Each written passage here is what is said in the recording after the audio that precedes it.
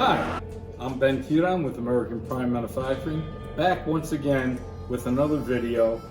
This one in regards to our 1056 002 4-speed clutch, which is actually our most popular clutch. And the reason why it's our most popular clutch, and the reason why I like it the most out of all of our clutches, is because what it replaces was so bad. So when Harley first came out with their clutch back in the late 30s, in 1937 approximately, the clutch had several studs in it.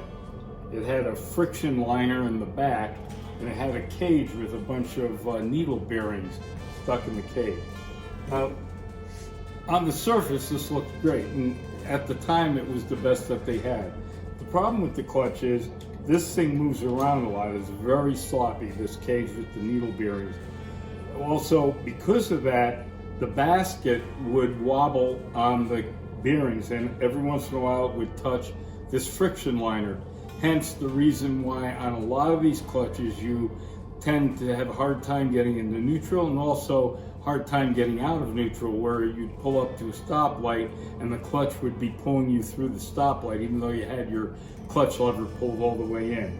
The other problem is that the steel plates, these little puppies here, slide down on those studs and they move a very little bit, just about maybe 1/8 of an inch, possibly. And they end up wearing little grooves into these studs, and the plates would hang up on those grooves. So what we did was we replaced all of this, the loose retainer with the needle bearings, the studs, the coil springs, the friction liner, all that junk we replaced with this. And what we have here is a bearing carrier, and it spins on a double rolled sealed automotive style bearing. So this hub is perfectly stable. It doesn't wobble around like this one because of the loose retainer. And we use a diaphragm spring instead of the coil spring to give you less wrist strain and much better engagement and disengagement. The first step is to press this double rolled seal bearing into the aluminum bearing carrier. For our purposes, we made a little tool to hold the bearing straight and keep it in line with the bearing carrier. Now that the alignment tool is bolted onto the bearing carrier, I'm going to take the bearing and drop it in. It's important to lubricate the bearing carrier with a good oil so that it's easier to press the bearing in. Now I'm going to take the bearing press plug, which, as you can see, it's got a snout on it to fit inside the bearing, and then the outer part is going to press down on the bearing, keeping it perfectly straight as I press it in to the bearing carrier. Now I'm removing the press plug, and I'm removing the alignment tool. And as you can see, the bearing is sitting inside the bearing carrier. It's all the way up against the back wall. As you can see, it has to be pressed all the way in. There can't be any gaps on the back. Now I'm going to put the retaining ring into the bearing carrier. So I'm going to put the snap ring into the bearing groove, and it should fit perfectly and snap right into place if the bearing is properly pressed in all the way into the bearing carrier. Now we're going to assemble the outer aluminum hub to the inner steel drive hub. Now we're going to place the 5/16 18 button socket head cap screws into the hub. There's 4 of them. Now we're going to apply red Loctite to these bolts. Now we're going to put the standoff nuts on. The standoff nuts have an unthreaded end and a threaded end. We want the unthreaded end facing the head of the bolt. Unthreaded end goes in first. I'm going to take my 1/2 inch socket. I'm going to place it over the top of the standoff nut. My 3/16 Allen socket. I'm going to torque these. Okay, we have our bearing carrier with a double rolled sealed bearing pressed into it with the retaining clip on it.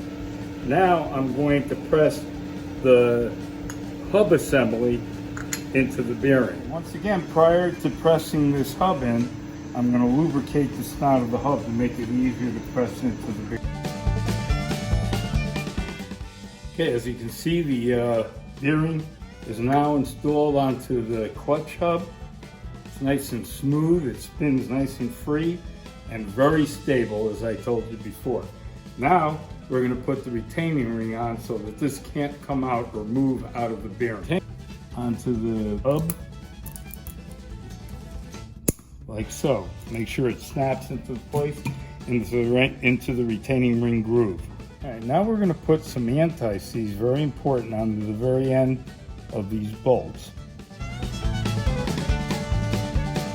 I put the clutch pack onto the clutch hub, I want to make sure that the clutch pack height is correct.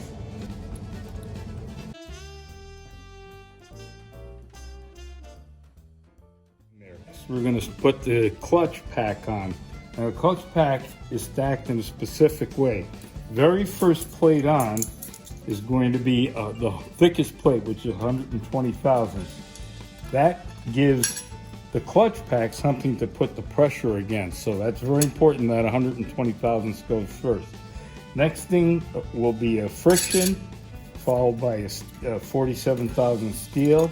Remember that the last plate on the stack is going to be the 47 thousandth steel. The next thing I'm going to do is turn the 4 shoulder nuts all the way down so that I can check the spring geometry.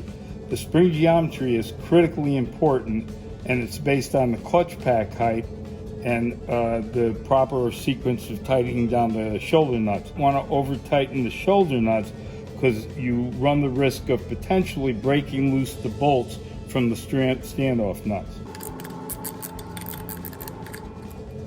In checking the clutch pack height, we want to rest the straight edge on the high portion of the exposed spring.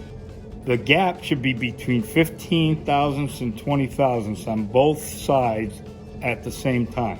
Now I'm going to take off the pressure plate assembly, and I'm going to take the sealed clutch hub nut and I'm going to drop it right in the well there for shipping. Of course, when you put the clutch on, you're going to need this clutch hub nut, which, remember folks, is a left-handed thread. And that's going to go down on the main shaft. Pressure plate assembly, and we're going to put it back on the clutch. And we're going to run these nuts down just until they're slightly finger tight for shipping. The very last step is to put the retaining ring onto the bearing retainer. Now this is just for shipping, because when you put this clutch in, you're going to take the retaining ring off. And I'll show you how that retaining ring... Our hub and bearing carrier drops right into this area where the bearing surface is located on the basket. Now normally, on the stock clutch, which is this little puppy here, everybody should recognize this with the loose retainer and the little needle bearings. Normally, that slides on like that. So this basket rotates on these bearings. So the other problem with this is that it wears into this bearing surface, and it can really make it unusable by putting big furrows into this bearing surface here. With our system, we don't care if this bearing surface is good or not. So if you think your basket is bad because the bearing surface is gouged, don't worry about it, because what we do is we take our bearing carrier, we drop it into here, into that bore, and it gets flipped over, and the retaining ring is bolted right onto the back here. So our hub does not move any at all inside this bearing bore. It is captured by the retaining ring and holds it tight in there, so the only thing that's moving is the hub inside our sealed double roll bearing. And I would put the retaining ring on the back of the bearing carrier, and I'm just going to turn these screws down loosely so that it'll be easy to get off when you're ready to install the clutch. So that 1056 0002 4-speed clutch fits knuckles, pans, shovels, all the way back to 1937 to about 1984 or 1985. It comes shipped with a complete installation manual, which is picture by picture. It's great. Also has some shims in there to help set the geometry of the spring. Again, thanks for watching, and thank you for your interest in American Prime Manufacturing.